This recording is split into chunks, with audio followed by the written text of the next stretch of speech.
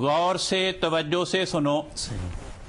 فرمایا ان الذین تدعون من دون اللہ، یقیناً وہ لوگ جنہیں تم اللہ کے سوا پکارتے ہو، لن یخلقوا ذبابا، ان کا حال یہ ہے کہ وہ ہرگز ایک مکھی بھی نہ بنا سکیں گے.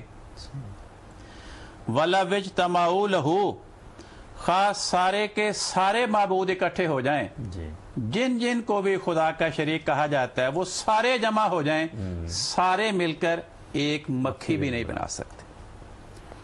آگے بڑی عجیب بات بیان فرمائی. فرمایا وَإِن يَسْلُبْهُمُ الذُّبَابُ شَيْئًا، اگر کوئی مکھی ان معبودوں سے، خدا کے بنائے ہوئے ان شریکوں سے کوئی چیز چھین لے، فرمایا لا یستنقذوہ منہ، یہ سارے معبود مل کر بھی اس مکھی سے اپنی چھینی ہوئی چیز نہیں لے سکتے. چنانچہ فرمایا ضعف الطالب والمطلوب، ان معبودوں سے فیض طلب کرنے والا کتنا کمزور اور بے بس ہے. والمطلوب، اور یہ معبود اور یہ شریک جن سے مشرکین فیض طلب کرتے ہیں وہ بھی بڑے کمزور ہیں.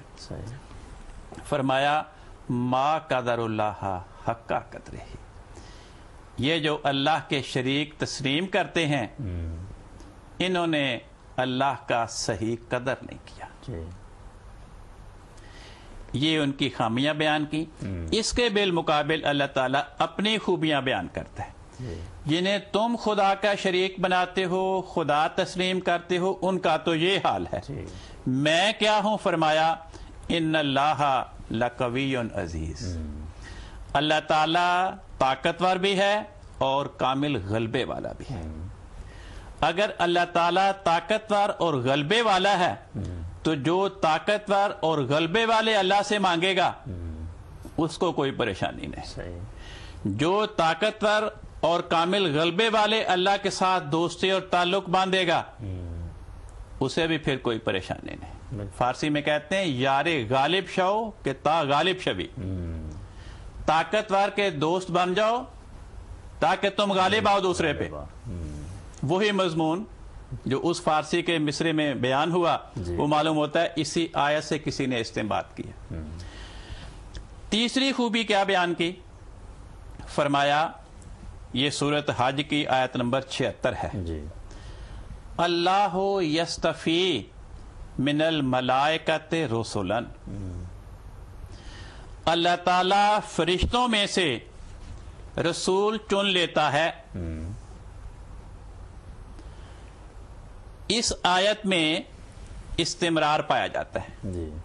اس کو گرامر کی اصطلاح میں کہتے ہیں استمرار تجددی، کہ فعل مضارع کے صیغے میں بسا اوقات ماضی کا زمانہ بھی شامل ہوتا ہے، حال کا زمانہ بھی شامل ہوتا ہے اور مستقبل کا زمانہ بھی شامل ہوتا ہے. یعنی یہ ایسا کام ہے جو ماضی میں شروع ہوا، حال میں بھی ہو رہا اور مستقبل میں بھی ہوتا چلا جائے گا.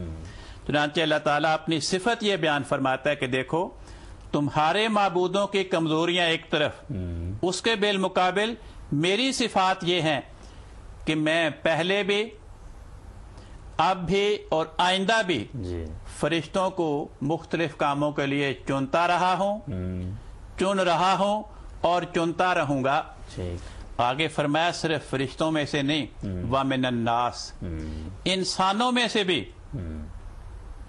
تمہیں اپنا پیغام پہنچانے کے لیے میں رسول چنتا رہا ہوں، زمانہ ماضی میں، آئندہ بھی چنتا رہوں گا. فرمایا ان اللہ سمیع بصیر، میری ایک خوبی یہ ہے ان اللہ سمیع بصیر، میں تمہاری باتیں تمہاری دعائیں سننے والا ہوں، بصیر تمہارے حالات کو دیکھنے والا ہوں.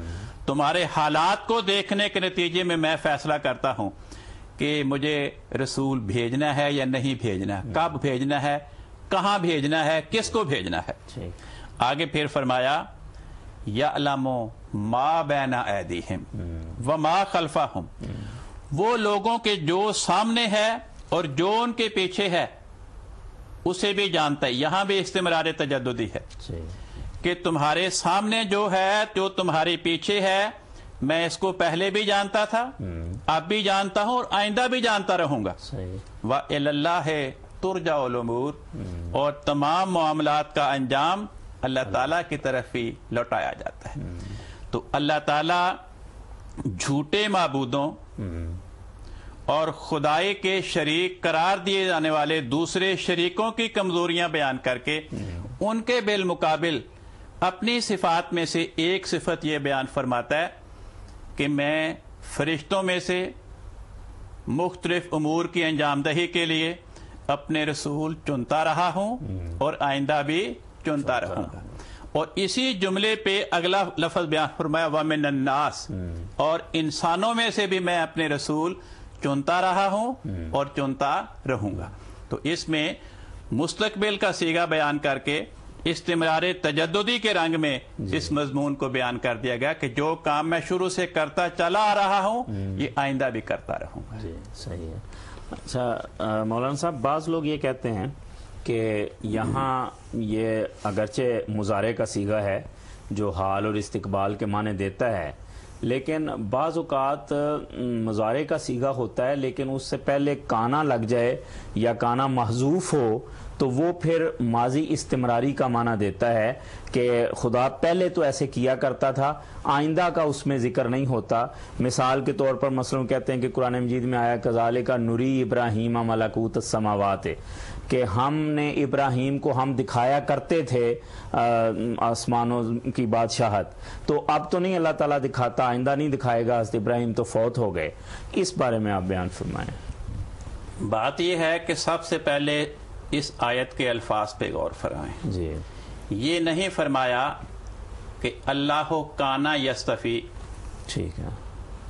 جب اللہ تعالیٰ نے اس آیت میں یستفی فعل مضارع سے پہلے کانا کا لفظ نہیں رکھا، جی، جس کی وجہ سے اس کو ماضی استمراری کے مفہوم میں کہا جائے کہ یہ پہلے ہوتا تھا آئندہ نہیں ہوگا، تو ہمیں کیا حق پہنچتا ہے؟ رہ گئی یہ بات کہ یہ کہا جاتا ہے کہ یہاں پر فعل مضارع سے پہلے ماضی استمراری کی جو علامت لفظ کانا ہوتا ہے وہ محذوف ہے. جی، بھی محذوف ہر جگہ نہیں ہوتا. محذوف ہونے کے لیے وہاں پہ کوئی نہ کوئی دلیل موجود ہوتی ہے. ٹھیک ہے. بغیر دلیل کے اگر ہر جگہ کوئی لفظ محذوف ماننا شروع کر دیں تو اتنا اندھیر مچے گا. جی، مثلا ہم کلمہ پڑھتے ہیں لا الہ الا اللہ، اگر کوئی پادری کہہ دے کہ یہاں پر محذوف ہے اور جملہ یوں ہے لا الہ الا ابن اللہ، کہ ابن اللہ کے سوا کوئی معبود نہیں، تو ہم کیا کہیں گے اسے؟ صحیح. وہ کہے گا جی محذوف کا قاعدہ ہے.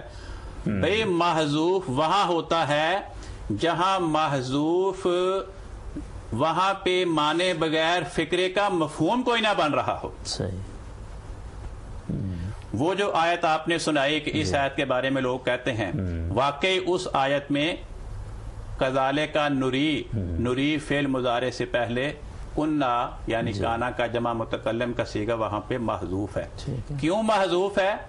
اس لیے کہ حضرت ابراہیم علیہ السلام فوت ہو گئے ہیں. صحیح.